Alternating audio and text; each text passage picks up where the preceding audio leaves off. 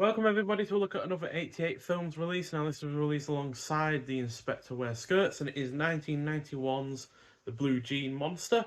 So this is directed by Ivan Lai Kai-Ming, who I've not seen anything else from before. Clocks in at 94 minutes long.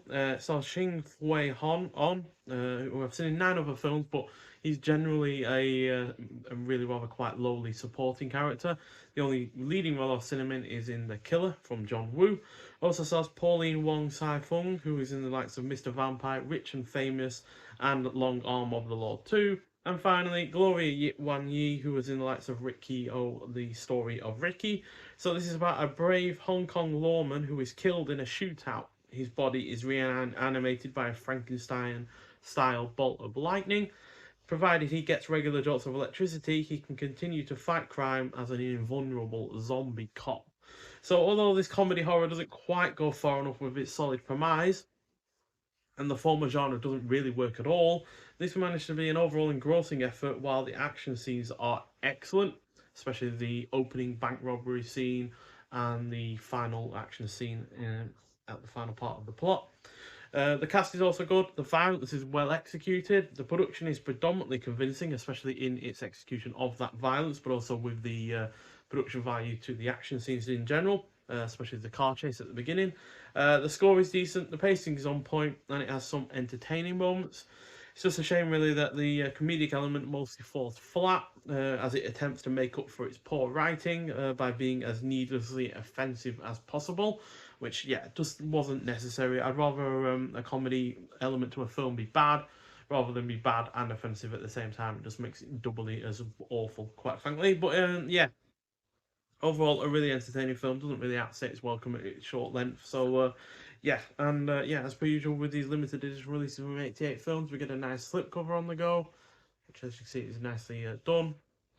And yeah, we get a decent amount of extras inside as well. We get a nice double-sided poster, although we don't get a booklet with this one like we did with the Inspector Wears Skirts. Not sure why, but the poster itself is actually really, really good. Not only do we get the new artwork, which itself is decent enough, but we get this really nice landscape poster, which I actually absolutely adore, to be honest. I think that's one of my favourite, original Hong Kong posters that we've had. Usually they're a little bit less artsy, more to the point and just showing off the cast and whatnot. But yeah, this is really, really good. Really like that. I'm definitely going to be putting that up at some point. And yeah, we don't get a reversible artwork with this. We just, oh yeah, we do. Do we? I think it might actually be the, yeah, it is. It's the artwork that is on that poster. But as you can see, it's a full length poster, so you wouldn't have any information about the film or whatnot on if you chose that side. So yeah, I am going to opt for that one instead when I'm going to be displaying it, but I am going to put up the poster to make up for that fact. Also get the printed disc.